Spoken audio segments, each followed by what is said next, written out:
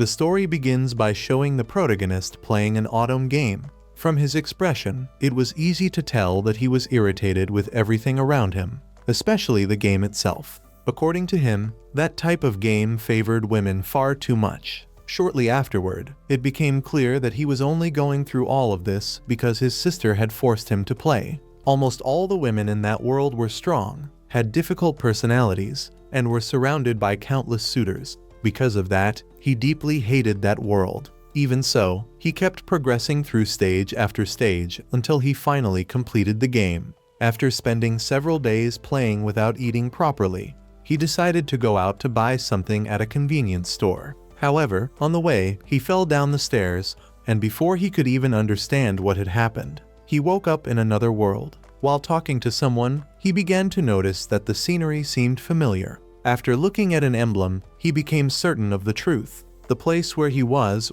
the very world of the game he hated so much. That was how he was reincarnated as Leon Bartford inside the otome game. 10 years had already passed since his reincarnation. Lost in thought, Leon realized that he was nothing more than an insignificant character in that story. He had written down everything he could remember about the game, but after living for so long on that floating island, all the ambition he once had had completely disappeared. That was what he believed until the moment they arranged a 50-year-old fiancée for him. She had already been married 7 times, and all of her former husbands had died in battle. To make matters even worse, he was also prevented from attending the academy. Without being able to study, Leon knew that no one intended to spend money on him. Lady Zola insisted that he accept the marriage. Leon quickly concluded that she simply wanted to see him die in battle. If he refused the proposal, he would be forced into a military career. Faced with this situation, he began desperately thinking of a way out,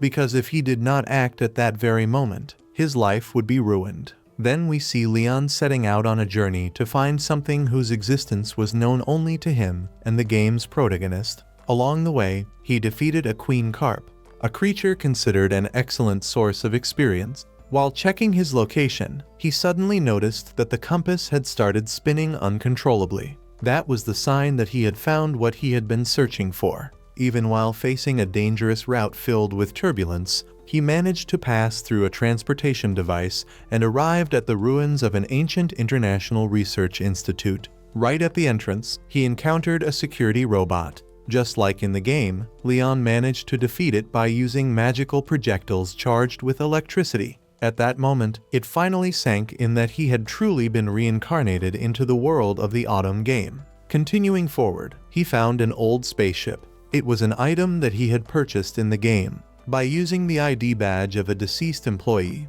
he managed to gain access to the ship. Inside, he ended up encountering another security robot, which immediately identified him as an intruder. Leon struggled because the enemy was powerful, and nothing he tried seemed to work. In the end, he was captured. According to the robot, the ancient civilization had been destroyed by the new society that ruled through magic.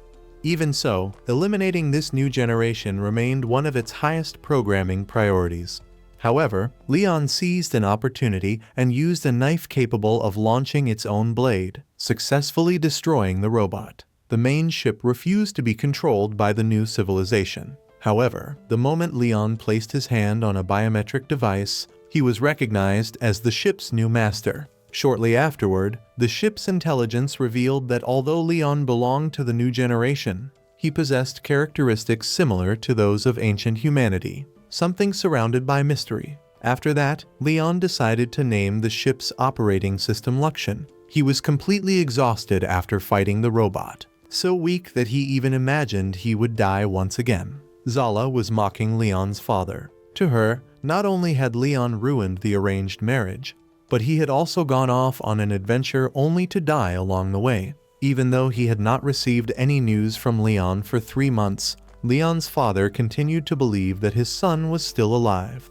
Suddenly, everyone heard the sound of a ship approaching. It was Leon returning while piloting a vessel loaded with riches. Thanks to that, he was able to refuse without difficulty the marriage that Zala had arranged for him. On an uninhabited island, Luxion commented that Leon seemed to be in a very good mood. Leon confirmed that he was, because just remembering Zola's expression was enough to satisfy him. Besides that, he was now an independent knight and had even been lucky enough to find, on the way back, a deserted island that was perfect for a baron. In his mind, all that was left was to find a wife at the academy, and then he could live peacefully as a simple countryside noble. The scene changes to Leon learning from his father that he had officially received the title of baron. Most likely, this happened because he had explored a dungeon and discovered a floating island. Leon was shocked because he had chosen the baron class only as a joke. However, according to his father, now that he had become a baron,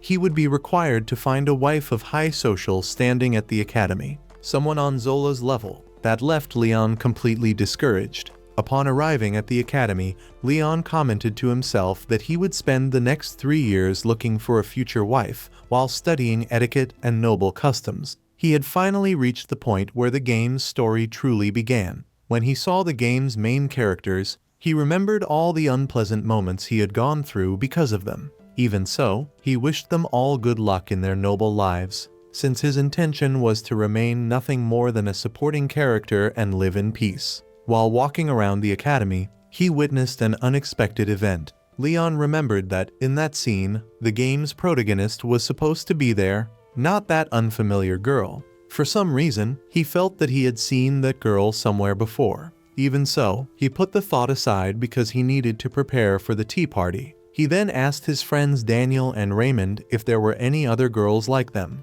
coming from families without wealth. The two replied that there were not. Right nearby, the prince's group was attracting the attention of practically every girl. They all wanted to take part in the tea party hosted by them. The prince's fiancée appeared wanting to talk about the event, but the prince was not intimidated in the slightest and invited Marie to join the tea party. His fiancée clearly did not like that attitude. Leon watched everything without understanding anything, because that was a mandatory event in the game, except it was supposed to involve the original protagonist, not that girl.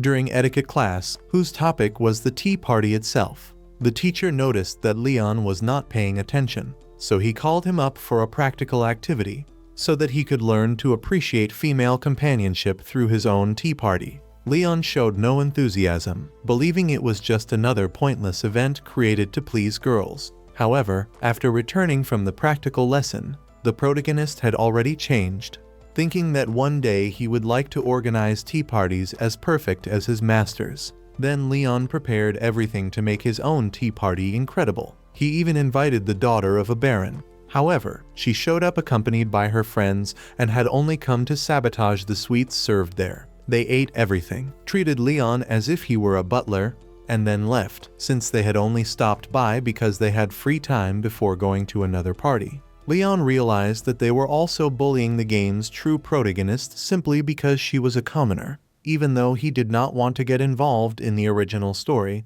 he ended up doing so by inviting Olivia to his tea party. Leon was happy when Olivia praised the sweets and tea he had prepared. Taking advantage of the moment, he asked if people always treated her that way. Olivia replied that nothing she did ever worked out, and that she was not even sure whether a commoner like her should be attending that academy. Leon immediately said that, of course, she could study there. Then he said that he knew someone who could help her. The two went to speak with Leon's sister. She advised Olivia to talk to the most important girl in the class. She also said she would bring some sweets that Leon had paid for, since they were expensive products. After managing to speak with Olivia in private, Angelica gladly accepted the sweets and commented that she did not like acting like a cruel person. She then assured Olivia that there was absolutely no problem with her attending the academy. When she discovered that Leon had recommended the girl, she began to see him as an interesting person, since he had earned a barony through his own merit. Angelica also stated that many people would try to take advantage of him because of his competence. During exploration class, the teacher explained that the students needed to descend to the 3rd floor to collect crystals. During the activity, Leon witnessed yet another scene of Marie pretending to be a victim so that the prince would side with her instead of supporting his fiancée, Angelica. Women might have held more power in that world, but those young men were clearly exceptions. When Leon arrived on the 3rd floor, Olivia was happy that she had finally managed to extract crystals. Everything was going well until monsters appeared in an ambush. Leon demonstrated his skill with the sword and impressed Olivia by fighting with great talent. However, while trying to protect her, he ended up being bitten by a creature, leaving his arm useless. It was at that moment that the prince's group appeared to help. They quickly defeated all the monsters. The prince suffered only a scratch on his arm and was soon healed by Marie, revealing that she possessed healing magic. The prince's fiancée ran over to help him, but in the process she ended up pushing Marie. The prince became irritated by that action and walked away while holding Marie's hand. Around them, everyone commented that they felt sorry for the prince's fiancée. Olivia also healed Leon's arm and said that magic was the only thing she truly excelled at. Leon kept trying to understand what was happening, because the story was unfolding very differently from the game. The next day, the prince went to speak with Angelica about the fact that Marie's notebook and bag had been burned. He asked if she knew anything about it. Angelica replied that she knew nothing. Even so, the prince claimed that the girls who had been there said that she had ordered it. Even after hearing her denial, he refused to believe her and even told her to stay away from them. In Leon's room, Daniel and Raymond explained that two wealthy young men had officially become engaged to Millie and Jessica, who were precisely the only girls who treated the two of them kindly. According to them, only girls with terrible personalities were left now. They also commented that Prince Julius was trying to solve the bullying problem Marie had been suffering, and that the central figure behind it all seemed to be Angelica. Leon then remembered that there really was an event in the game where Julius became furious with Angelica, but that was supposed to happen much later in the story. Then Leon decided to ask Olivia about Marie. However, Olivia misunderstood him and, in a somewhat sad tone, asked if he liked girls like Marie. Leon immediately replied that he hated her. Olivia then explained that she had once tried to talk to Marie, but Marie had completely changed her attitude and said that she hated girls like Olivia. At that moment, the two of them heard a strange noise and went to investigate. When they reached the hallway, they found Marie kissing one of the young men from the prince's group. As she continued walking through the corridors, Marie commented to herself that this world was quite interesting. Shortly afterward, Prince Julius and Jilk appeared, offering to buy her a servant. In her thoughts, Marie considered herself very lucky because she would now have a handsome demi-human slave. She also told herself that she would make the most of that otome game world, especially because women there could freely spend time with their lovers. Angelica was consumed with rage by the situation. She could not understand how the prince had fallen in love with that girl. Since childhood, she had been raised to serve Julius and had spent her entire life thinking about him. Because of that, she could not understand why everything was happening this way. Leon's sister went to his room to warn him that he should not get involved in the bullying case. According to her, sooner or later the prince would ascend to the throne, and Leon would have a comfortable life if he stayed close to Julius. On the other hand, if he opposed him, his life could be ruined. After Jenna left, Leon asked Luxian to investigate Marie and Angelica. During a party that same night, Leon and his friends decided to try to find girlfriends. In the end, they failed completely and were even humiliated. Shortly afterward, Olivia came running over and called for Leon, saying it was an emergency. The problem was that Angelica had gone to speak with Julius about Marie becoming involved not only with him but also with his friends. However, they all already knew about it and accepted the situation because they claimed to love Marie. In practice, Julius was breaking off his engagement to Angelica. Furious, Angelica challenged Marie to a duel. Julius ordered Marie to accept, saying that he and his friends would fight as her champions. Angelica was practically abandoned, since no one wanted to face Prince Julius. Leon then remembered that, in the game's original story, after losing that duel, Angelica left the academy, married an unbearable feudal lord from the countryside, and went on to live a miserable life. Even though he was not close to her, for some reason he felt bad when he remembered that. So he stepped forward and offered to be Angelica's champion. Some time earlier, Leon had already asked Luxian to investigate Marie, and there was no doubt that, just like him, she had also come from outside that otome world. The rules of the duel were decided. If Leon won, Marie would have to stay away from Prince Julius. If he lost, Angelica would never again interfere in Julius's affairs. The battle would be an armored duel in the arena, where Leon would have to fight 5 consecutive one-on-one battles. Later, Marie was furious, complaining that that background character was ruining all of her plans. Meanwhile, Leon discovered that Daniel and Raymond had been forced to vandalize his room. He also learned that the students were already betting money on the outcome of the fight. Faced with that, he asked Lakshan to obtain 500 white gold coins. In the next scene, Angelica told him that he should give up. According to her, there was no reason to risk his life for her sake. Even so, Leon remained confident that he would emerge victorious. At last, the day of the long-awaited duel arrived. Angelica began to worry when she noticed that Leon was not wearing any armor. However, Lakshan informed him that Arrogance was on its way. As soon as the armor arrived, everyone began laughing because of that machine's outdated appearance. The first opponent was Brad, who mocked Leon for using obsolete armor. He also boasted about carrying a spear capable of increasing magical conductivity. Leon asked Lakshan for blade number 1 that was in the backpack, but was surprised to receive a shovel instead of the weapon. Lakshan explained that when Leon had taken a driving test, he had used the shovel to dig holes and forgotten to put the sword back. The referee gave the signal, and the fight began. Even while holding nothing but a shovel, Leon defeated Brad without difficulty, striking him on the head with a single blow. Leon could not understand how that alone had been enough to win. Lakshan then explained that if he had struck with full force, Brad would have died. In the stands, everyone was shocked by the outcome. The only one applauding him was his Tea Party master. The second opponent was Greg, who actually showed a certain amount of skill. Even so, he ended up being beaten badly and had his armor destroyed. Still unwilling to accept defeat, Greg continued fighting without armor, only to be humiliated by Leon until the referee ended the match. The third opponent was Chris, a young master swordsman. The battle ended quickly. After having his sword broken, Chris himself admitted defeat and was humiliated in the end. During the break before the 4th round, Lakshan informed Leon that Jenna had planted explosives inside Arrogance, but that everything had been ordered by his next opponent. Those explosives would have killed the pilot of an ordinary suit of armor, but they posed no danger whatsoever to Leon. Then the 4th fight began, and the opponent was Jilk. He started the battle by using a smoke grenade and shortly afterward activated the hidden explosives. Unfortunately for him, none of it worked. After threatening Leon's family, he was defeated with a single blow. Marie became frustrated and wondered how someone that strong could even exist. The prince tried to calm her down, saying that his armor had been built using the kingdom's finest technology. At that moment, Marie remembered that those young men had been weak in the game and always lost battles. That was why she had made her brother complete the game for her.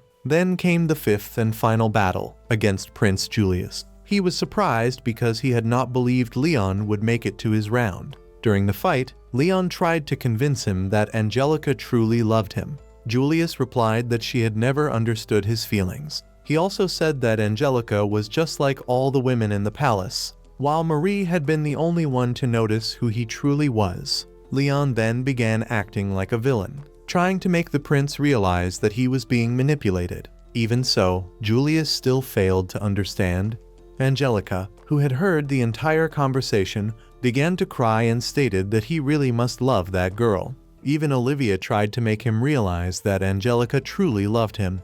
But Julius declared that a woman who saw him only as a prince could never have sincere feelings for him. Irritated, Leon made one last attempt. He warned that if Julius turned Angelica into an enemy, he could even lose his right to the throne. Julius replied that he did not need status or honor. All he wanted was Marie. After hearing that, Leon gave up trying to convince him and unleashed a technique called Impact, completely destroying Prince Julius's armor. He went over to Angelica and told her that she did not need to worry because the prince was only unconscious. Olivia, on the other hand, looked concerned, since Leon had been far too harsh on the prince and his friends, and now practically everyone was angry with him. Even so, Leon told her that she did not need to think about it, because since he had taken on the role of the villain in front of everyone, he would most likely be expelled from the academy. A few hours later, Angelica tried to explain to Julius that everything she had done until then had always been for his sake. However, Julius did not believe a single word. According to him, Angelica did not even know his favorite food, a simple skewer made by commoners that he had tasted once when he had secretly gone into the city. Marie, on the other hand, had noticed it on the very first outing they had together. To Julius, that proved Angelica could never understand him, so he could not love her. Angelica listened to everything, understood his answer, and left the room, revealing that even from afar, she would continue wishing for his happiness. During a meeting with Angelica's father, Leon showed that he was willing to give up his titles, leave the academy, and even hand over part of his fortune to Lord Ritagrave if doing so would spare his life and prevent trouble for his family. Since Leon had been the only one to support his daughter, the Duke stated that he would do everything in his power to help him. He then also informed Leon that the engagement between Angelica and the prince had officially been cancelled. Even so, after everything that had happened, his daughter was emotionally devastated. For that reason, he asked Leon to take her to the countryside for a while so that she could rest and try to forget her troubles. After that conversation, Leon departed in his ship to return home, taking Angelica and Olivia with him. Zola, still furious over the chaos Leon had caused at the academy, asked who that insolent girl was. Angelica immediately put her in her place by revealing that she was the daughter of Duke Ritagrave. Shortly afterward, Leon took Angelica and Olivia to see his private island. There, the two took the opportunity to bathe in a hot spring. While relaxing, Angelica asked Olivia if she was dating Leon. Olivia replied that she thought it was impossible because the difference in their social standing was far too great. In her eyes, Leon was out of her reach. Furthermore, she believed that Leon had feelings for Angelica, the Duke's daughter. However, considered that idea impossible. Outside, Leon realized that Angelica was still saddened by everything that had happened and was even thinking about taking revenge on Marie. He then told her that such a thing was unnecessary and tried to cheer her up by saying that he knew the best way to get revenge. Angelica immediately became interested, and Leon revealed that the best revenge was simply to be happy. Meanwhile, Marie was bewildered. Her suitors were being disowned and losing their titles, while Julius was no longer the heir to the throne. The diplomat sent by the kingdom informed Leon that neither he nor his family would be held responsible for anything. On top of that, Leon would even be promoted. After all, he had been the knight who had reprimanded the prince's foolish behavior. Because of that, he would receive the rank of 6th class at the royal court. The fact that he had become a knight at the age of 16 was something never seen before in the Holfort kingdom, and the title had been granted by Julius's own parents. As a result, his expulsion from the academy was also cancelled. Back at the academy, the atmosphere was festive. Leon and his friends were setting up a cafe where Angelica and Olivia would work dressed as maids to serve the customers. Leon was happy to see the two getting along so well, and also because he appreciated the excellent view in front of him. Even so, he was outraged when he remembered that, according to the game's logic, he could not have any romantic relationship with either of them because he was only a supporting character. A short time later, his sister appeared asking for help. She had stolen her best friend's love interest and wanted Leon to solve the problem through threats. However, Olivia and Angelica helped him refuse that absurd request, and Jenna soon left. Daniel and Raymond then informed him that they had a new problem. Right next to their cafe, Prince Julius and his friends had also set up a cafe. Olivia was shocked when she discovered that they were charging 100 gias for nothing more than tea and sweets. Curious about those absurd prices, Leon went over to see it for himself. When he arrived, he realized that it looked more like a luxurious bar than a real cafe. Brad even turned the situation into a competition, declaring that this time they would not lose. Meanwhile, Olivia tried to promote Leon's group's cafe, but ended up being humiliated by other noble girls. In the end, however, a young woman named Carla showed interest. On the first day of the festival, Angelica was summoned by Queen Mylene, who wanted her company during the event to satisfy a few personal whims. The queen also revealed that she wanted to meet Leon, so the two of them headed to his cafe. However, when they arrived, They were shocked by the scene before them. Leon was being humiliated by the daughter of a viscount from a family that was a rival of the Ritagreves.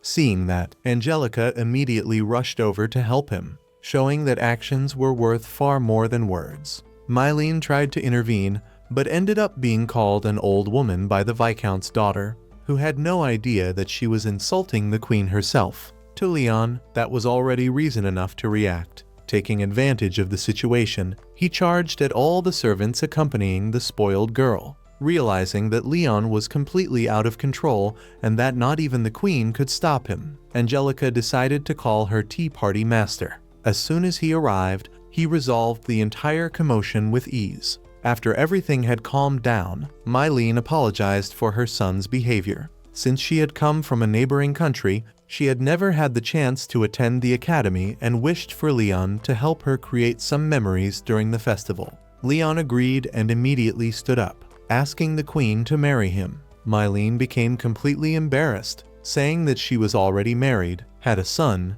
and on top of that was far too old. Leon replied that none of that mattered because she was beautiful and much better than many of the girls at the academy. Suddenly, Prince Julius appeared and smacked Leon on the head, irritated by his audacity in courting his own mother. The queen tried to defend Leon, explaining that it was not what Julius was imagining. Even so, in the end, Mylene left together with her son. A short while later, Carla Wayne appeared. She had asked Olivia to introduce her to Leon. As soon as she arrived, she knelt before him and begged him to save the Wayne family. Back in his room, Leon showed that he was willing to help the Wayne family. Even so, he decided to leave that matter for later and go bet on the races that were taking place during the festival. With Luxion's help, he managed to win a good amount of money. During one of the races, Jilk ended up being attacked by men connected to Claris. Although he won the race, he was injured and became unable to participate in the following rounds.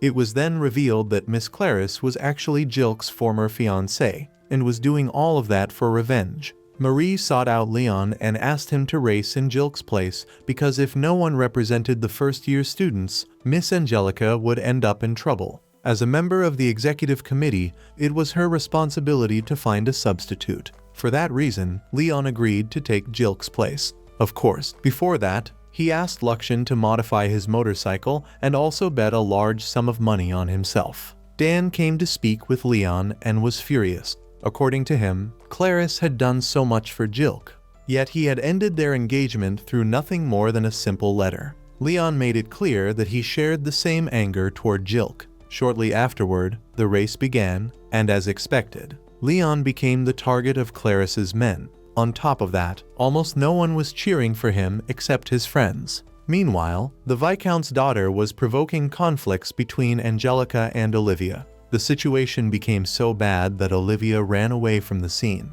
Angelica became furious and ended up arguing directly with the Viscount's daughter. Suddenly, Leon slowed down, making everyone believe that he had given up. However, at that very moment, he activated the nitro installed by Luxion and made an incredible comeback, overtaking all the competitors and taking first place. However, he pushed the motorcycle so hard that the machine could not withstand the strain and exploded right after his victory. Even so, Leon was saved by Dan, since the two of them shared the same hatred for handsome men. After that, Leon went to see Jilk, as it was time to collect the debt for the race he had won. However, instead of asking for money, he demanded that Jilk apologize to his former fiancée. As soon as Jilk left, the people present thanked Leon. They said that despite his somewhat twisted personality, he was a kind person. They then advised him to go talk to Livia and Angelica because the atmosphere between the two had become terrible after the race.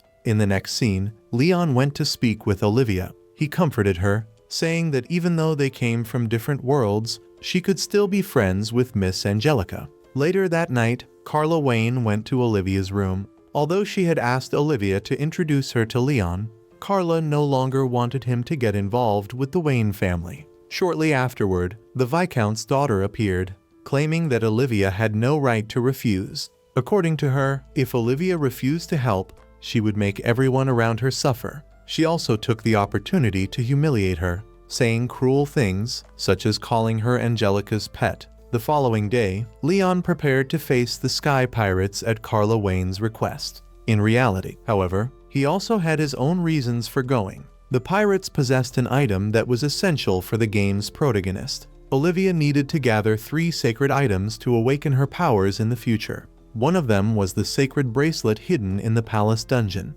The second was the sacred necklace, which was precisely in the possession of the pirates mentioned by Carla. The last was the sacred staff kept by the kingdom's temple. In the original version of the game, the one behind Carla's request was the Viscount's daughter, and she had also been the one who hired the pirates. Leon then went to the ship that Luxian had prepared for the mission. Shortly afterward, Carla arrived accompanied by Olivia. Carla informed him that she had called more people to help fight the pirates, Brad and Greg. Meanwhile, Angelica bought a gift to give to Olivia. However, when she arrived at Olivia's room, she was shocked to see the door completely covered in graffiti. The Viscount's daughter appeared immediately afterward, speaking badly about Olivia once again. During the conversation, she accidentally let it slip that she was responsible for the pirate attack. Angelica responded with a calm threat, warning that if anything happened to Olivia, she would be finished. Leon was playing cards with Brad and Greg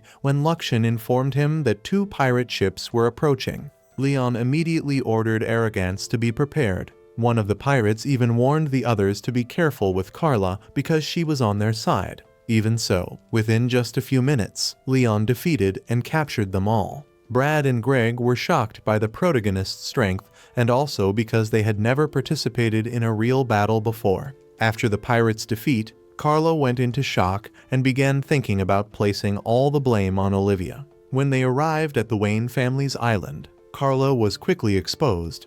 Her attempt to blame Olivia failed. Carla's father became furious with his own daughter, especially because Baron Leon was present. Leon was also irritated because Carla had promised to pay him for dealing with the pirate problem. On the way back, while talking with Luxian, Leon commented that everything had been easier than he had imagined. Simply by saying that he would interrogate the pirates, Carla confessed that she had acted under orders from the Viscount's daughter, Stephanie. Even so, the pirates' main force was still active, and Leon had also failed to obtain the protagonist's item. Before that, however, he needed to resolve Olivia's situation. While talking to her, Olivia began to cry. She said that she wanted to be friends with both of them, but now she felt that she was treated more like a pet than a person. After the discussion, Leon went to reflect alone on the ship's deck. According to Luxian, her behavior was the result of all the cruelty she had suffered at the academy. Leon, however, believed that perhaps it was better this way. After all,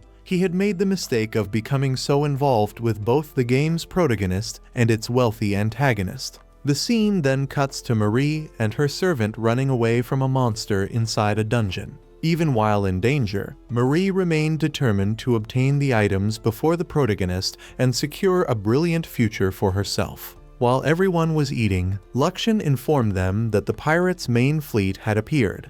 Brad and Greg bowed before Leon and asked for permission to take part in the battle. Leon admired that attitude and allowed the 2 of them to use the suits of armor taken from the pirates themselves. Olivia was in her room, regretting everything she had said to Leon. Suddenly, she began hearing noises and feeling tremors throughout the ship, realizing that the pirates were attacking and that Leon was fighting them. She somehow managed to give an order for the security robots to let her pass. When she reached the deck, she immediately became the target of the pirates' leader. However, Brad and Greg arrived just in time to protect her. Leon was having difficulty dealing with the battle because, instead of eliminating the enemies, he wanted to capture them alive. Seeing Brad and Greg protecting Olivia, he thought that was the way things should be. The protagonist belonged with the story's handsome love interests. He should not be by her side because he was only a supporting character. Realizing that Brad and Greg would not be able to defeat the pirates' leader,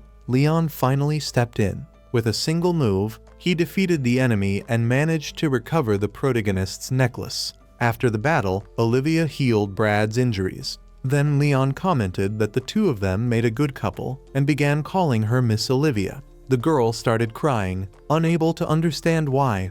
In her mind, she could only wonder why he was treating her in such a distant and formal manner, calling her Olivia instead of Livia. Leon, on the other hand, was pleased that he had managed to gather so many riches from the pirates. In addition, Luxon had also obtained documents proving Stephanie's involvement with the criminals. Back at the palace, the credit for the victory was given to Brad and Greg. Leon claimed that he had merely been a helper during the battle and even requested that the two families restore their titles and positions. Even so, Brad and Greg refused to accept that, since they knew very well that Leon had been the one who had truly defeated the pirates. Later, Leon commented to Luxon that Stephanie had been captured by the royal palace and the Retagrave family. According to him, both sides would impose a punishment far worse than anything he could have done himself. He also revealed that he intended to distance himself from Olivia and Angelica because he had already become far too close to them for someone who was supposed to be nothing more than a supporting character.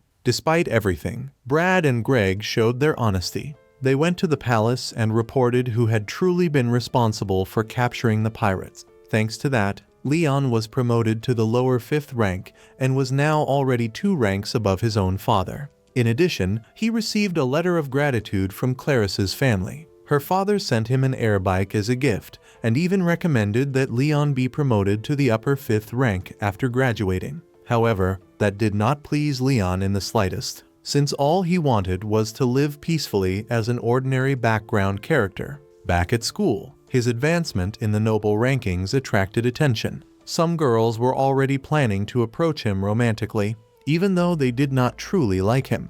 Their interest was only in his new social status. Meanwhile, his friends tried to cheer him up by talking about the school execution event that was about to take place. Leon then decided to travel to the southern island in search of certain items. During the trip, Leon enjoyed everything around him, especially because that ship was extremely luxurious. He was also thinking about testing the air bike he had received from Clarice's father. Meanwhile, some girls who had once followed Angelica commented among themselves that they would abandon Duke Retagrave's family because they believed Angelica was in decline after her engagement to Prince Julius had been cancelled. They then threw a signal flare out of the ship. When they arrived on an island, Leon went to a shrine.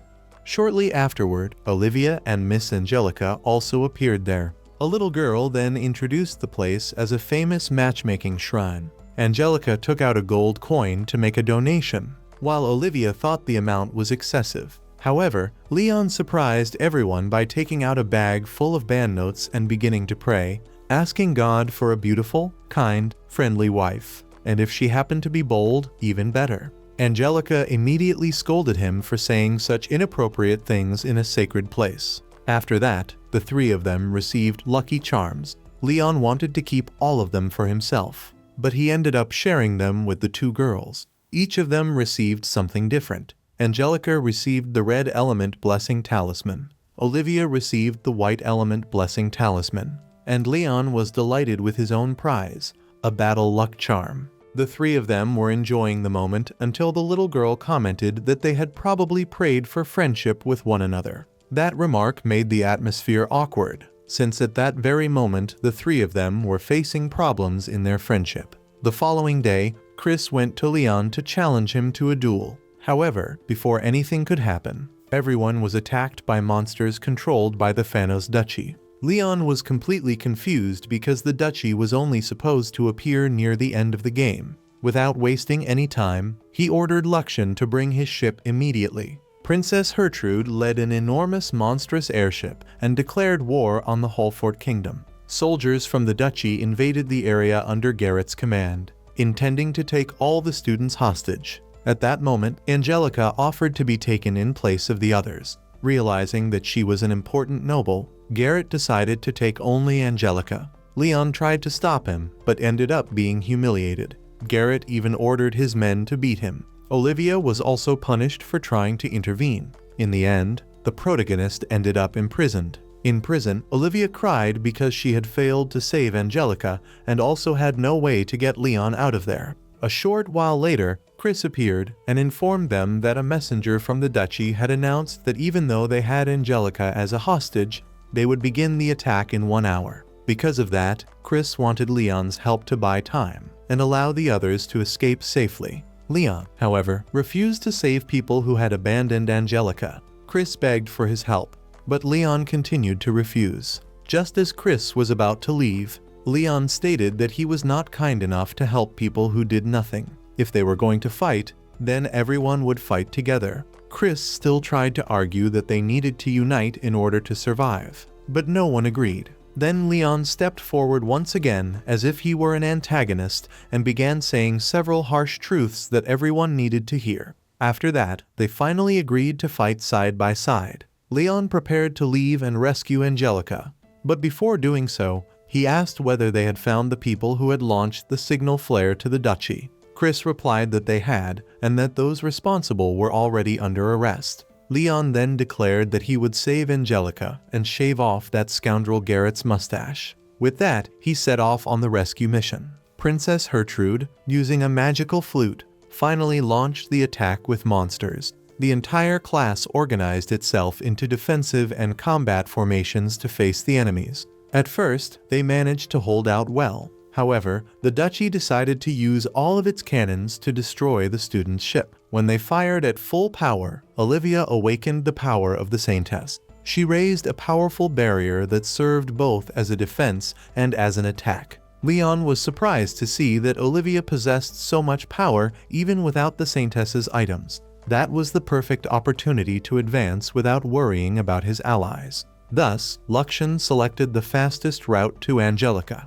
Garrett celebrated, believing that Leon had been devoured after entering through the mouth of the monster that served as the mothership. However, he was soon shocked when Leon appeared inside the vessel, shooting everyone around him. He seized the magical flute used to control the monsters, took the princess hostage, and even ordered Luxian to permanently shave off Garrett's mustache. Angelica was surprised to realize that Leon had used rubber bullets, leaving everyone merely unconscious. During their escape from the enemy ship, Leon used the princess as a hostage to pass through the corridors without being attacked. After capturing Princess Gertrude and keeping her as a hostage, everyone believed that they would finally be able to return home. However, Garrett announced that the princess had sacrificed herself for the duchy and immediately ordered a full-scale attack. Right afterward, Gertrude herself released the control she had over the monsters, causing all the creatures to begin pursuing her. Leon went out to try to buy time, but the number of monsters was overwhelming. Wanting to be useful in that situation, Angelica awakened her own powers and managed to support Leon. She also helped Livia, who was already exhausted from using too much magic. It was at that moment that the two of them finally made up. Suddenly, the ship was struck by a cannon. The impact nearly caused Angelica to fall off the vessel, but Olivia managed to grab her hand in time. Shortly afterward, another attack hit the ship.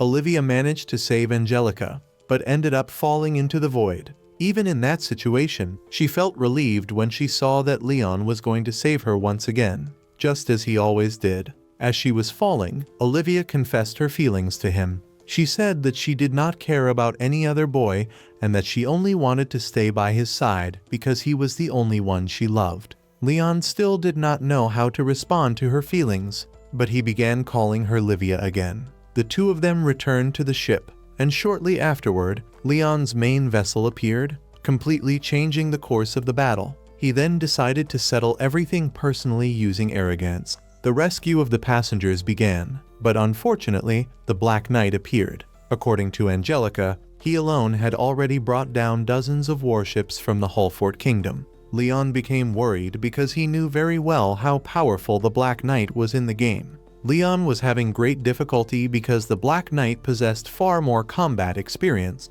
Even so, by working together with Luxian, he managed to immobilize the enemy and land a decisive blow. Before doing so, he rejected Luxian's suggestion to use the main ship at full power, because everything around them would be destroyed, and he would end up being seen as a threat even by the Hullfort Kingdom. And that was exactly what Leon did not want, since he still intended to live as nothing more than a supporting character. Seeing defeat right before his eyes, the mustached man activated a signal flare capable of attracting monsters even stronger than those controlled by Princess Gertrude's magic. Faced with that, Leon authorized Luxian to use only a small portion of the main ship's power. The result was the complete destruction of the creatures in a spectacle that looked like a grand fireworks festival. Leon decided not to take the lives of anyone from the duchy. Instead, he chose to seize all of the enemy's suits of armor, ships, airships, and resources. To the mustached man, that was a complete humiliation.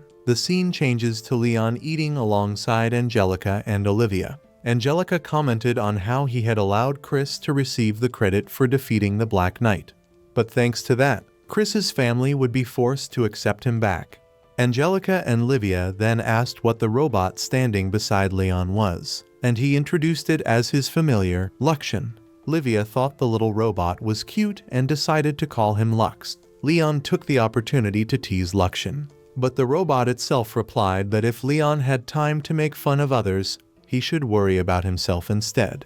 According to Luxian, the prince and his friends had decided to spend 500,000 Gias to build a new suit of armor by combining parts from their old machines, all to get a rematch against Leon. Marie became furious when she found out that they had wasted her money on that pile of junk. Leon accepted the rematch, already planning to lose on purpose. However, during the battle, Luxian warned him that that pile of metal was about to explode. Leon even tried to warn Brad that the armor was going to explode, but Brad believed it was nothing more than an attempt to deceive him. Even the referee refused to stop the fight. With no other choice, Leon used the technique Impact, destroying the armor and preventing the explosion. He even cried because he had genuinely intended to let them win that match. Some time later, much to Leon's disappointment, an official ceremony was held in which he was promoted to Viscount. In addition, he also received a medal of recognition awarded by the 5 most important families in the kingdom.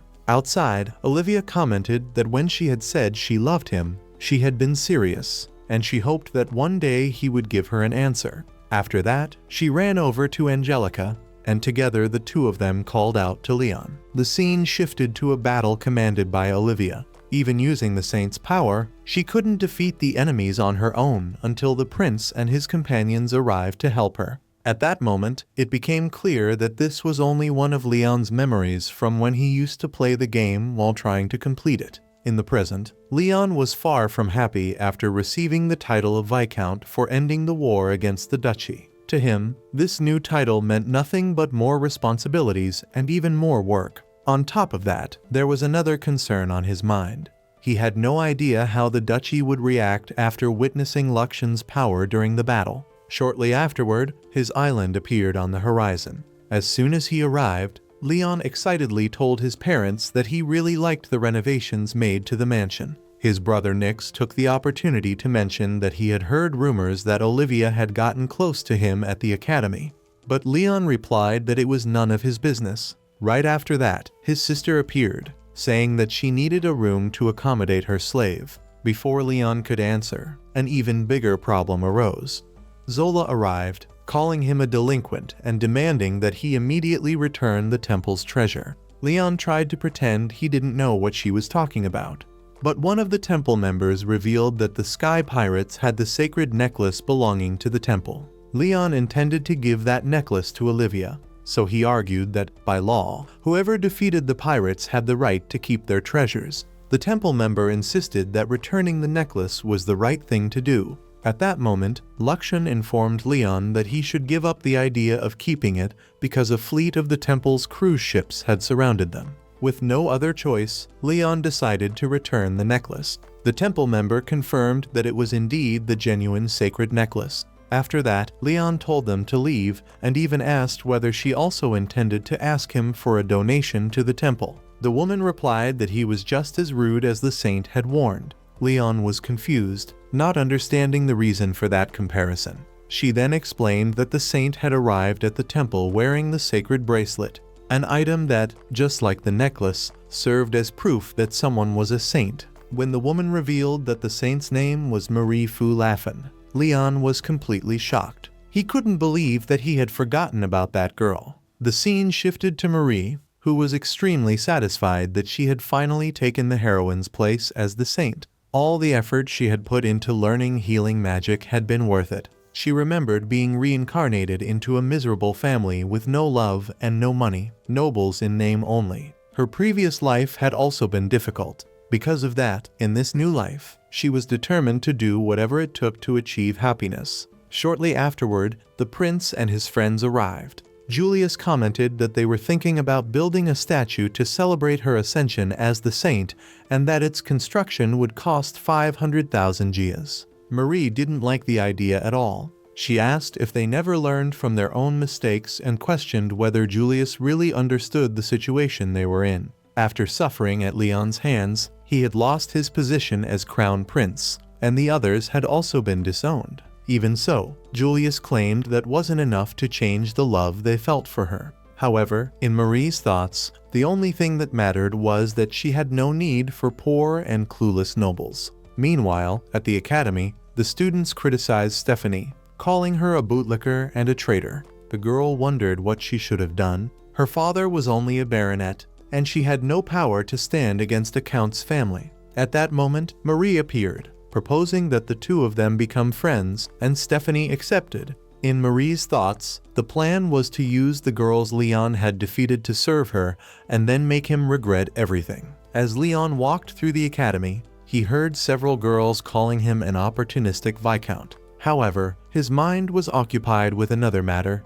Just like him, Marie had also been reincarnated into that world. In the autumn game, Olivia became the saint and defeated the final boss alongside her love interests. But Leon knew that the real factor needed to defeat the final enemy wasn't simply the title of saint, but Olivia's own power. If another war against the duchy began and the final boss appeared, there was a possibility that the game would end without Olivia fulfilling her role. That meant the chance of that world being destroyed was not zero. When he arrived at his room, Leon noticed several letters attached to his door. He started opening them and found the student's shameless change in attitude quite astonishing. Showing no interest, he simply burned some of them. Lakshan asked whether he wasn't planning to invite anyone, but Leon replied that he had no interest in women who were attracted only to status and wealth. Lakshan commented that Olivia and Angelica were probably different and said it was about time for Leon to make his feelings for them clear. Leon replied that he already knew that. The scene then shifted to Garrett and Vandal, who reported that Princess Gertrude and the magic flute had been taken away. Back at the academy, Olivia told Leon that she had spent her winter vacation at Angelica's house and that the two of them had a wonderful time together. Olivia commented that he looked tired. Leon explained that he had received an enormous number of invitations and that rejecting all of them hadn't been easy at all. To Olivia, that was only natural since Leon was now seen as a hero. Leon changed the subject and said that she was the one who had been incredible. Olivia replied that she didn't even know how she had managed to do that. Then she asked whether he wasn't interested in any woman. Leon replied that he wasn't, making it clear that he only needed her and Angelica at his tea parties. Olivia was happy with his answer, but her expression changed when she remembered that he had also invited Miss Clarice and Miss Derder. Realizing the situation, Leon quickly changed the subject and said they had better hurry so they wouldn't be late for class. Daniel and Raymond were looking at a bulletin board when Leon approached them,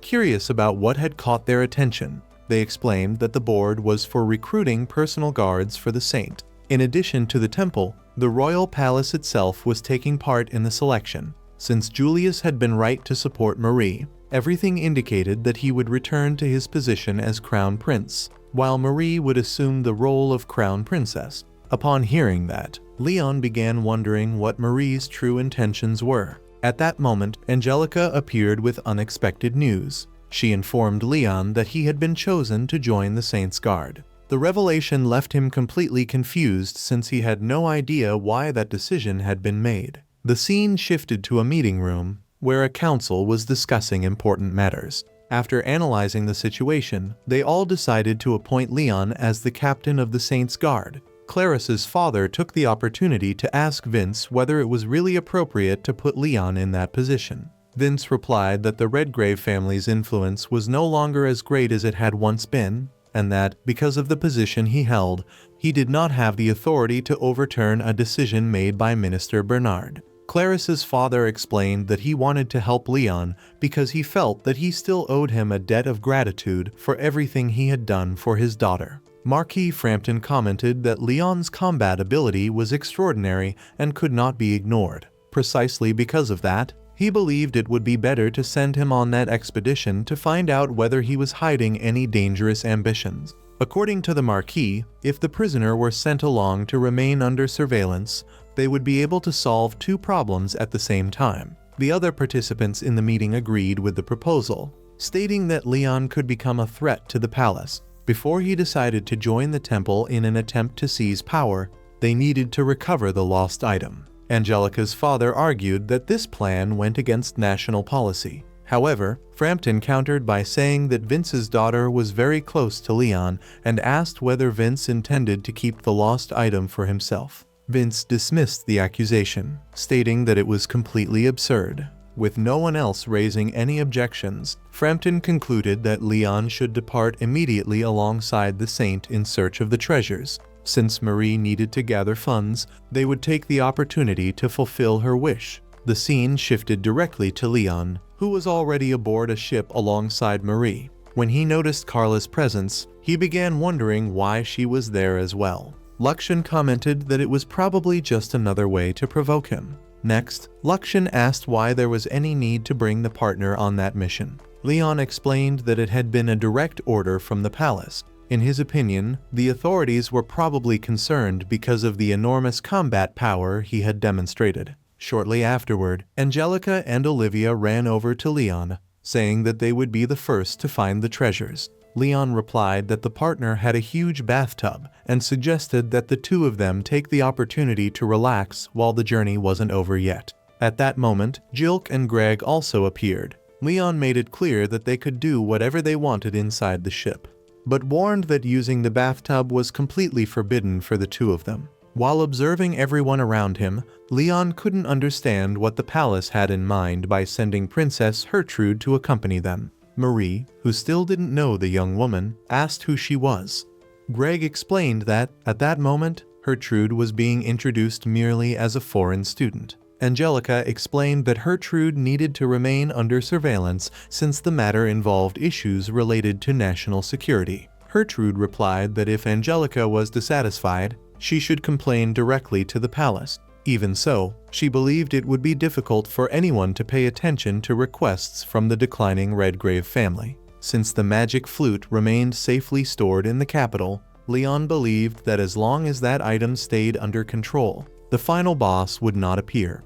Right after that conversation, the girls decided to enjoy the ship's enormous bathtub and have fun during the journey. Some time later, they finally caught sight of the floating island that was the destination of the mission. As soon as she saw the place, Marie asked them to land immediately because she didn't want to waste even a single minute before recovering the treasures. Gertrude looked at Marie and questioned whether she could really be considered a saint since she showed such an obsession with money. Marie was not shaken by the provocation and thought that Gertrude would never understand that feeling because she was a princess. In her view, someone who had always been wealthy would never know how difficult it was to live without money. Watching the argument, Leon thought that Marie reminded him a lot of his sister from his previous life. Leon was also certain that there was a lost item hidden within the ruins on that island. At that moment, the elf accompanying Marie informed them that he would show them the best place to land since the entire island was covered by a dense forest. Leon became curious and asked how he knew the place so well. The young elf replied that the island was actually his homeland. Meanwhile, somewhere else, Marquis Frampton was talking to a woman. He commented that the Saints group was probably already very close to their destination and expressed hope that they would be able to recover what they had been searching for. The scene shifts to Leon parking the ship. As the group continues walking, Luxian comments that he had heard the place was an island inhabited by elves. Even so, he admits that he knows very little about their race, since the data stored within him contains very little information. Leon explains that most elves live as slaves or servants and are usually considered useful, mainly because they cannot have children with humans. A short while later, they arrive at the elven village. Marie is completely fascinated by the appearance of the elves. While looking around, Leon notices that Kyle is acting strangely and asks what is wrong. Without hiding his irritation, Kyle replies that Leon should stop pretending to be kind just to make himself feel better, claiming that he hated people like him. Soon after, a woman calls out to Kyle. The villagers recognize her as Yumeria, and as soon as she appears, they clearly show their discomfort with her presence before walking away. Kyle introduces Yumeria as his mother. Marie greets her politely, while Leon shows an unexpected interest in her. Kyle tells his mother that they are heading to the ruins and says they will talk again later. Noticing the situation, Marie comments that Kyle had been acting very strangely that day.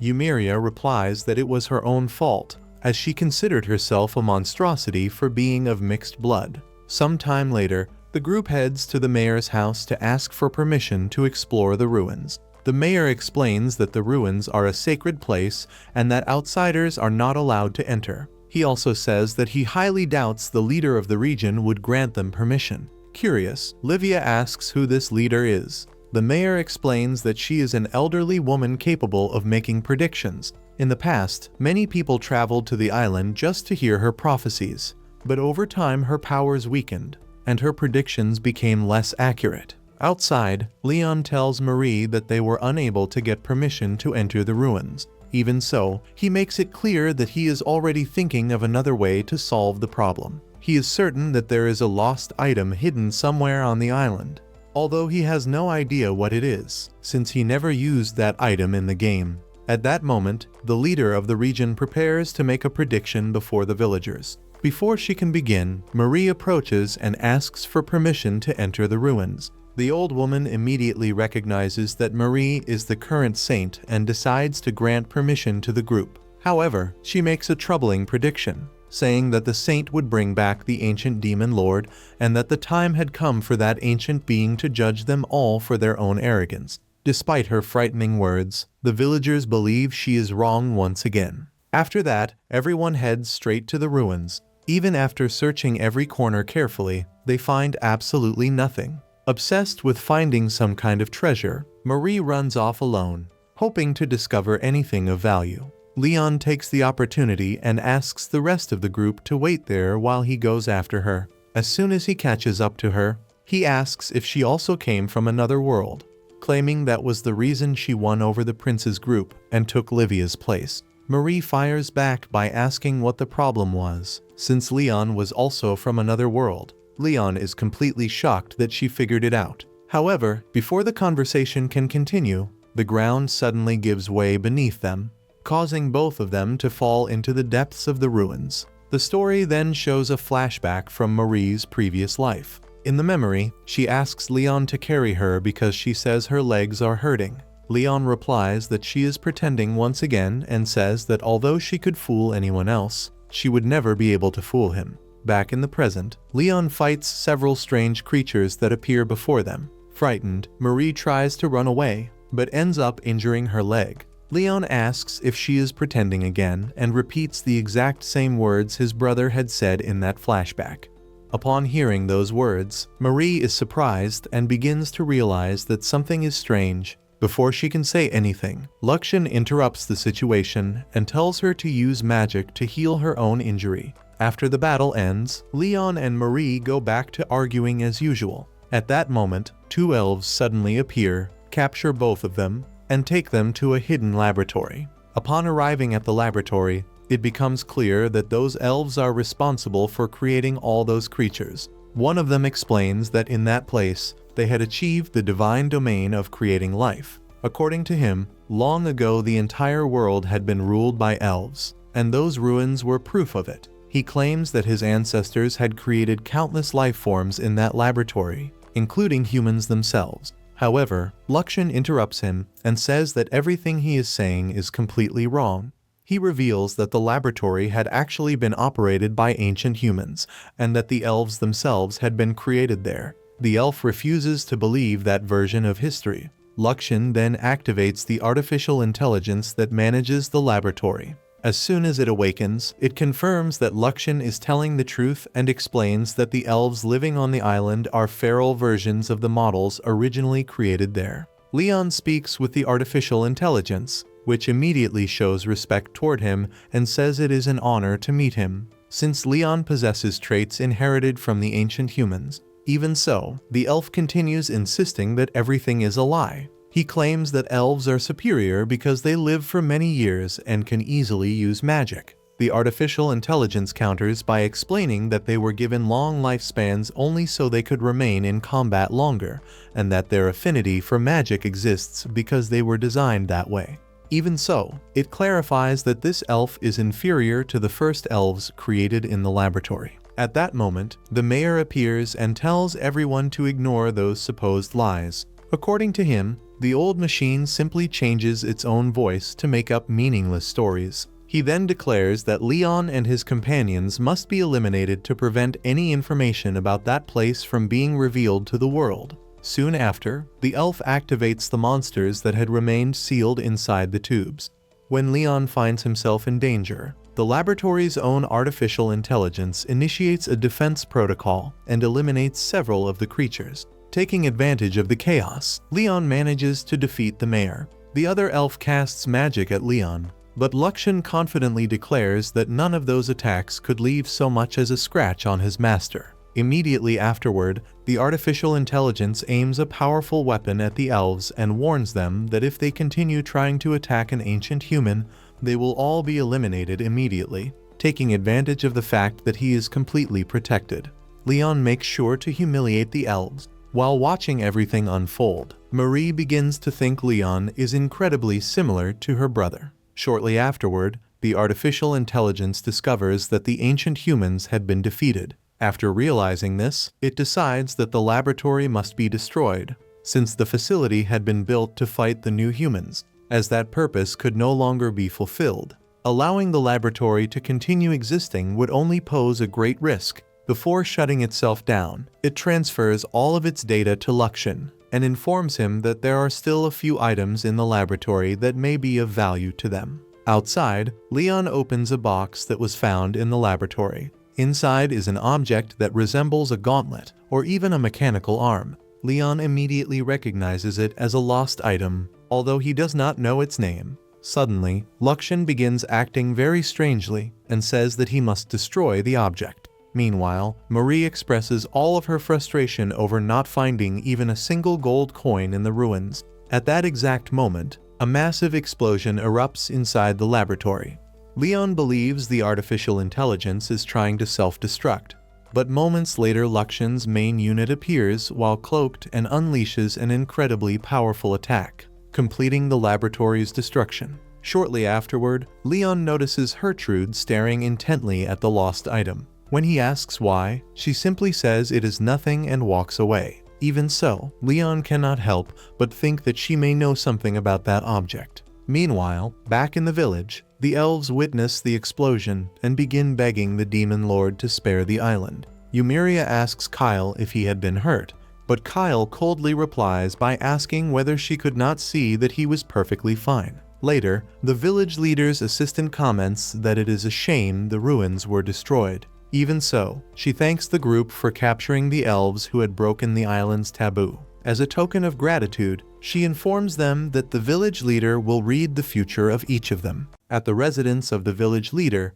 the elder begins revealing the fate of each member of the group. When it is Marie's turn, she receives a troubling prediction. The elder explains that Marie had already found her soulmate, but the two ended up following different paths and will never be able to stay together. On top of that, she says Marie's future has only two possible outcomes: achieving everything she desires or losing absolutely everything. After that, Gertrude hears her own prediction. The elder says that she will meet her soulmate at the exact moment she is facing one of the greatest hardships of her life. Then it is Livia and Ange's turn. The village leader reveals that both of their destinies have completely strayed from the path they were originally supposed to follow, and that someone else is carrying the burden that should have belonged to them. She also mentions the existence of the blessing of a hero, someone with enough power to control even an ancient demon lord. When it is finally Leon's turn, the elder tries to see his future, but realizes she cannot see anything at all. The effort becomes too much for her, and before she can finish any explanation, she falls completely asleep from exhaustion. Sometime later, Marie asks where Kyle went. Joke replies that the boy had already returned to the ship without even saying goodbye to his own mother. Shortly afterward, Livia takes the opportunity to ask the elder's assistant what it meant to be mixed blood, since Eumeria had used that word when talking about herself. The assistant explains that elves usually judge beauty through mana. Normally, each individual is born with mana of only a single color. However, in extremely rare cases, some elves possess multicolored mana. Although this trait makes their mana incredibly powerful and special, elves see it very differently, considering it something impure and abominable. She goes on to explain that Yumeria once left the village to explore the outside world. When she returned, she was pregnant, and everything indicated that the child's father was a human. Because she possessed this rare and special mana, Yumeria became an exception among elves and was able to give birth to a human's child. Because of that, both she and Kyle spent many years suffering prejudice and being rejected by the others. Faced with this situation, when Leon decides to leave the village, he takes Yumeria with him. Once aboard the ship, Yumeria asks what will happen to her from then on. Leon offers her a job as a maid in his house. However, Kyle reacts aggressively, believing that his mother would end up being deceived once again. Livia immediately scolds Kyle, saying that he should not speak to his own mother that way. Even so, the boy walks away, claiming that none of them had any idea what the two of them had been through. Yumeria then explains that she deeply blames herself for her son's suffering. She says that mixed blood elves are unable to work alongside other elves, even when they possess exceptional talent. Despite her remarkable ability with plant-based magic, it was never enough to change the way she was treated. She also recalls that when she left the village to explore the world, she fell in love with a nobleman. After becoming pregnant, the man began accusing her of being unfaithful with another elf and threw her out without even listening to her side of the story. After hearing all of that, Leon is deeply moved and decides to speak with Kyle personally. During their conversation, Kyle comments that his mother simply cannot hate anyone, even after everything she has suffered throughout her life. Leon assures him that she will be able to work peacefully as a maid in his parents' house and adds that Kyle will always be welcome to visit her whenever he wants. Upon hearing those words, the young elf finally accepts the offer and thanks Leon for taking care of his mother. Before they part ways, Leon asks why Kyle continues serving Marie. The boy replies that although she seems irresponsible, she is actually a good person deep down. He then gives Leon an important warning, saying that Gertrude seemed to be planning something and that Leon should be very careful around her. During the journey back, Gertrude enters the ship's storage room and ends up activating the ancient artifact found in the ruins. At that very moment, the alarm sounds throughout the entire ship. As soon as Leon arrives, Gertrude manages to leave without raising any suspicion. Shortly afterward, Luxian takes control of the situation and completely destroys the artifact. He then says he will analyze the security footage to find out who awakened the artifact. Later, Leon submits his report to the palace, but ends up facing the dissatisfaction of several officials, who criticize him for destroying an object considered extremely valuable. Shortly afterward, Queen Mylene explains that the kingdom is going through an intense struggle between different political factions. According to her, several nobles intend to use Leon for their own benefit, while others want to bring him down at any cost. Before the conversation ends, Leon shamelessly flirts with the queen once again. However, Julius appears and interrupts the situation. Meanwhile, away from their eyes, the conspiracy against Leon begins to unfold. Several people are assigned the task of hiding a certain object inside his room. Next, Leon offers some ships that he obtained during the battle against the duchy to a few of his classmates. He explains that he intends to start a business specializing in aircraft maintenance and wants to make them his first customers, charging only the costs required for maintenance and repairs. Shortly afterward, the scene shifts to someone informing Marquis Frampton that all the preparations had already been completed. Upon hearing this, Frampton declares that Leon will finally receive punishment for wasting an extremely valuable lost item. The story then returns to Leon, who is attending a tea gathering alongside Claris and Deirdre. During the conversation, Claris warns him that he needs to stay alert because the influence of the Redgrave faction has weakened considerably, and even her father, despite still serving as a minister, has lost much of his political authority. Then Deirdre comments that Frampton, the Marquis who has been gaining more and more influence, insists that Leon should receive an extremely harsh punishment. At that exact moment, several soldiers stormed the area and announced Leon's arrest. They claim that evidence of treason against the kingdom has been found inside his room. While Leon was being escorted by the guards, several students began speaking badly about him and making insulting remarks. Leon responded with something, but one of the guards punched him in the face in an attempt to intimidate him. Even after being attacked, Leon simply stated that he would never forget that guard's face. At the same time, the kingdom's army was confiscating Leon's ship and all of his belongings. Shortly afterward, he was taken to an underground prison, where 2 other guards took over the responsibility of escorting him to the deepest levels of the dungeon. During the trip, one of them revealed his true identity. It was Queen Mylene. The other was Gilbert, Ange's older brother. They explained that Frampton's faction was trying to completely eliminate the Redgrave family's influence. In addition, Frampton had formed a secret alliance with the Duchy to take control of the kingdom. Knowing about the rivalry between Leon and the Duchy, he took advantage of the situation to conspire and have Leon imprisoned. The Queen commented that she deeply regretted everything that had happened, but explained that, for the time being, Leon would have to remain imprisoned. Without knowing what was really going on, Ange went to Gertrude to ask whether she had prepared the entire trap against Leon. Before she could continue the conversation, Gertrude's attendants entered the room, demanding that Ange show the proper respect to the princess. Soon afterward, they informed her that the Marquis was waiting for Gertrude. The scene shifts to Gertrude standing beside Frampton. He shows her a lost item that had been found and identified as the arm of an ancient armor. Gertrude confirms that an identical object had previously been discovered on the Elves' Island. Frampton explains that this piece was the counterpart to the other lost item, and reveals that he would allow the people of the Duchy to use the artifact. According to him, this item would be essential for putting their plans into action and conquering even more territories for the Duchy. In return, he would receive recognition for achieving peace between the nations, allowing both sides to benefit. Gertrude then asked what had happened to Leon. Frampton replied that both his ship and his black armor had been confiscated, and that Leon himself remained imprisoned. In other words, the only person who still posed a threat to the Duchy could no longer do absolutely anything. Some time later, the lost item was transported to the Duchy's ship. The mustached man stated that they needed to secure the Duchy's victory and therefore ordered Vandal to prepare the lost item. He then commented that he would also summon the younger princess, Gertrude. Meanwhile, Gertrude went to visit Leon in prison. She offered him the opportunity to switch sides, promising that if he accepted her proposal, he could finally live the peaceful life he had always wanted. Although Leon held resentment toward the kingdom, he made it clear that he refused Gertrude's offer. Before leaving, she warned him that by the time he decided to change his mind,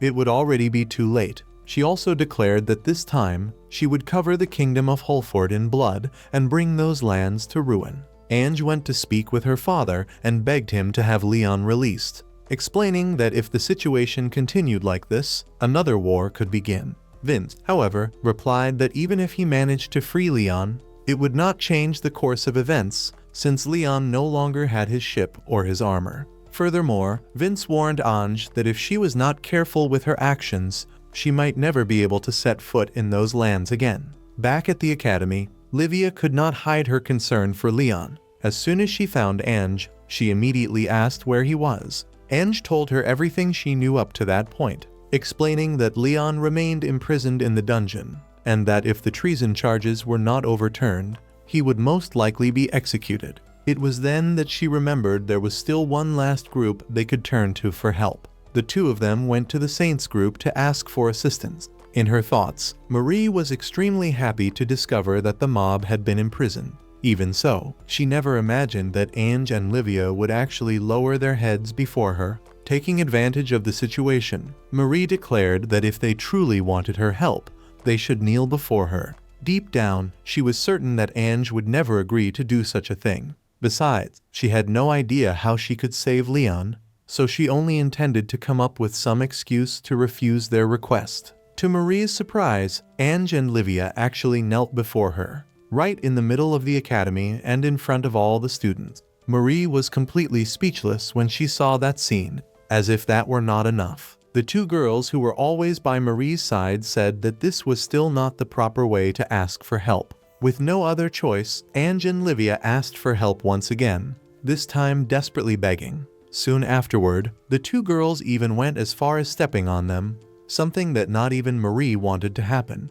It was at that exact moment that the princes group appeared. They said that it was enough, because Ange and Livia had proven just how determined they were. Moved by that display of courage, they decided that they would help rescue Leon. While all of this was happening, Hertrada led her army and launched the attack against the kingdom. Hertrada plays the magical flute and uses its power to bring thousands of monsters into the battle. Meanwhile, a guard rushes into the meeting room to report that the duchy has launched its attack. Frampton remains calm and states that it will still take some time for the enemy to reach the capital. According to him, the best thing to do is observe whether the lords of the attacked regions will be able to contain the offensive. He then orders them to inform His Majesty about the situation and commands the entire capital to be placed on maximum alert. Shortly afterward, an alarm echoes throughout the capital, warning the population about the approaching threat. Luxian informs Leon about the duchy's invasion,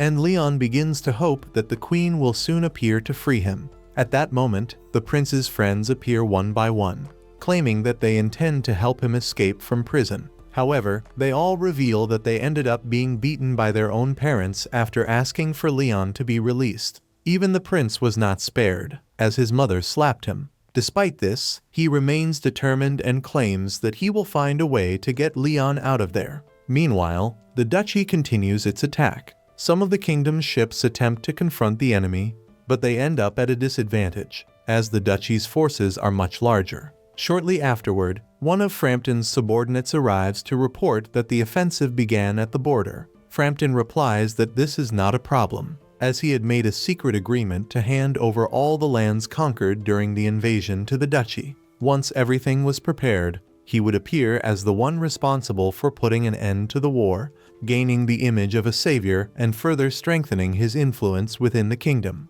The subordinate also informs him that the temple will participate in the battle alongside the saint. Before ending the conversation, Frampton orders his man to deal with the situation involving Leon. Soon afterward, the subordinate goes to Leon's cell and offers him a drink. Leon refuses the offer without thinking twice. Faced with the refusal, the man draws a weapon and fires at him, but Luxian raises an energy shield and protects his master from the attack. At that exact moment, the prince's friends appear to help him. They explain that the other companions were already dealing with the other guards, allowing Leon to be safely removed from the prison. However, before they could escape completely, the group ends up being intercepted by the king and the soldiers in the forest. Sometime later, already gathered in a meeting room, the king and his allies update everyone on the situation of the war. They explain that the duchy has launched a massive attack and that the entire sky is covered with monsters.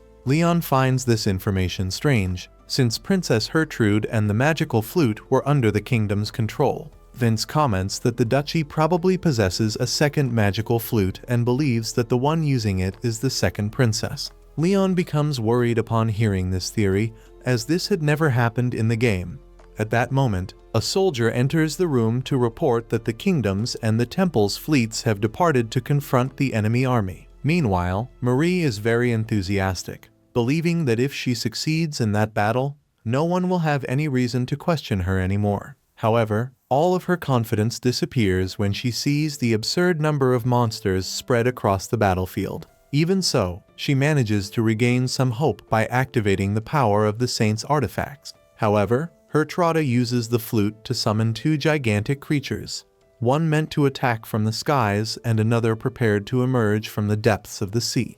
In exchange for this enormous power, her own life force begins to be consumed. As soon as she sees those monsters, Marie falls into complete despair. She admits that she has no way of defeating those creatures and finally acknowledges that she was never the true saint, confessing that she was merely an imposter. The group attempts to retreat, but ends up losing a large part of its fleet during the escape. Back in the meeting room, Vince asks whether Leon believes there is any chance of winning that war. Leon concludes that the monster that defeated Marie is probably the final boss of the game. Under normal circumstances, only Livia would have been able to defeat it. However, since events were following a completely different path from the original, Livia would not be able to awaken her powers. In Leon's view, this meant that the situation was practically hopeless. Upon noticing that he remained silent, Vince asks Leon to wait until they receive more accurate information about the true state of the battle.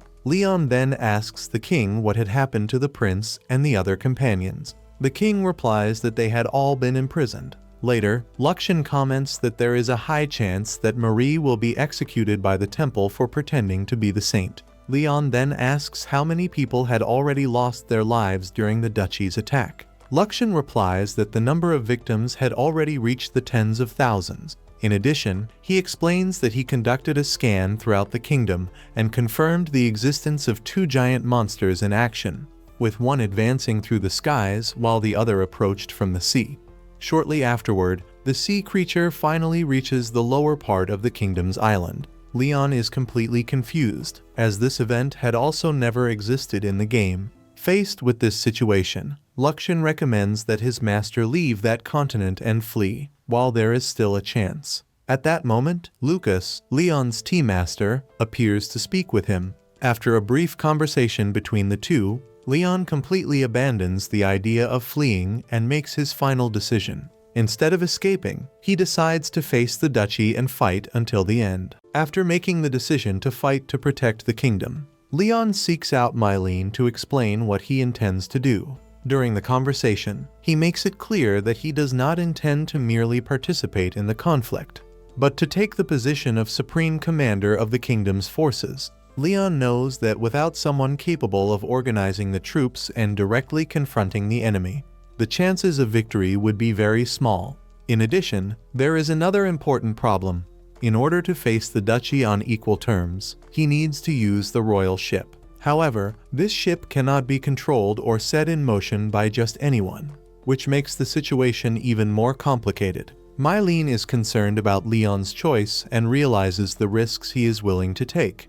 But even though she does not completely agree with the situation, she decides to support him and help him in this fight. After that, Leon begins looking for some of his classmates in an attempt to form a group that is willing to fight alongside him. The idea, however, is not received in the way he expected. The students are frightened by the possibility of entering a war and prefer to stay away from the conflict. For them, it would be much safer to wait until the fighting was over and find out which of the two sides would emerge victorious before taking any action. Leon, however, finds a way to convince them. He reminds the students that they all bought airships supplied by him, and that these aircraft need his family's factory to receive maintenance and continue functioning properly. If the kingdom is defeated, there is a strong possibility that the duchy will also come to consider the students as Leon's allies. Therefore, even if they decide not to participate in the battle, they could still end up being involved in the conflict because of their relationship with him.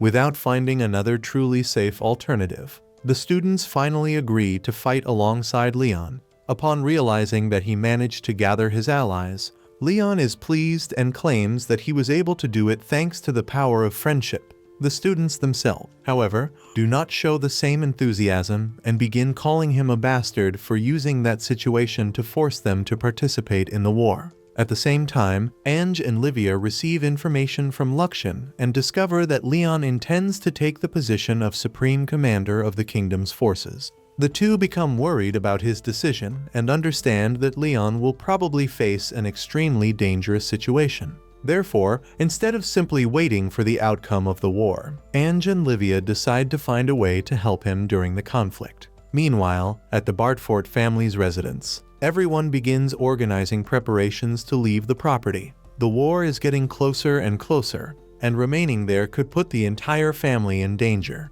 Leon arrives at the residence and talks to his father, Balkis. He explains that he ended up being the victim of a setup and tells him that he has already managed to discover who was involved in the plan against him. Upon discovering what happened, Balkis takes immediate action and executes Myuler. The decision catches the family by surprise and leaves everyone completely shaken by what happened. Shortly afterward, Zola appears at the Bartfort residence with the intention of securing a place for her family on their ship. She believes that she will be able to use the protection of the Bart forts to escape the dangers caused by the war. Balkis, however, decides that Rudart should be sent to the war as the family's representative. At that moment, Zola reveals information that completely changes the situation. Rudart is not Balkis's son, but was born from a relationship she had with another man. Upon discovering the truth, Balkis becomes furious. He decides to put an end to the marriage and leaves Zola and her family abandoned, without offering the protection she had hoped to obtain. Shortly afterward, Lukshin informs Leon about the approaching enemy forces. According to the ship's calculations, the enemy should reach the capital within approximately 30 hours. With time becoming increasingly short, Leon gathers a small fleet and sets out to meet Julius, Kyle, Carla, and Marie. He knows that he needs to organize his allies quickly, as there is no more time to wait. Marie, meanwhile, remains completely shaken after her true situation was discovered. Julius and the others try to talk to her and offer some support, but the pressure causes Marie to lose control. Instead of accepting the comfort of her companions, she begins verbally attacking her own allies. Marie claims that everyone is useless and that they should simply obey her orders, making it clear that at that moment she could not control her own frustration. After reaching her limit, Marie eventually faints from exhaustion. Leon realizes that she needs some time alone and orders the others to leave the room. Thus, he remains alone with Marie to talk to her when she wakes up. During the time she is sleeping, Marie begins dreaming about her brother from her past life. The memories make her remember the relationship they had and how much she misses him since his death. When she wakes up, Marie finds herself in front of Leon, who decides to ask directly why she took Olivia's place. Leon knows that Olivia's powers would be important to defeat the Guardians that would appear at the end of the game, and, because of this, he cannot understand why Marie decided to take that position even knowing how important it was. Marie explains that she had no knowledge of this information. In her past life, the one who managed to finish the game was her brother. After his death, Marie only had access to the game's saved data, and, through them, managed to learn the rest of the story through the final scenes. Because of this, she did not know that Olivia's powers would be necessary at that point in the story. Then Leon reveals something unexpected about his own life. He tells her that he also has a sister who used to force him to finish the game while she traveled abroad. The revelation causes the two of them to begin realizing the truth that had been hidden between them from the very beginning. Little by little, Leon and Marie finally understand what happened. Marie realizes that Leon is her brother from her past life, the person she lost and missed so much. At the same time, Leon discovers that Marie is precisely the sister who tormented him so much in his previous life, forcing him to finish the game while she was traveling. Marie becomes extremely happy upon realizing that she has finally reunited with the brother she had lost. For her, that discovery is an opportunity to recover someone she believed had disappeared forever. Leon, however, reacts in a completely different way. Instead of showing happiness, he becomes furious when he realizes that the person in front of him is precisely the sister who forced him to play so many times. The memories of everything he went through return all at once, causing Leon to be unable to control his anger. Unable to contain his irritation at the discovery, he ends up striking Marie. And so we finish the 6th episode of the 2nd season of the anime Trapped in a Dating Sim. The world of autumn games is tough for mobs. If you want the next episodes, leave a comment. See you, and until next time.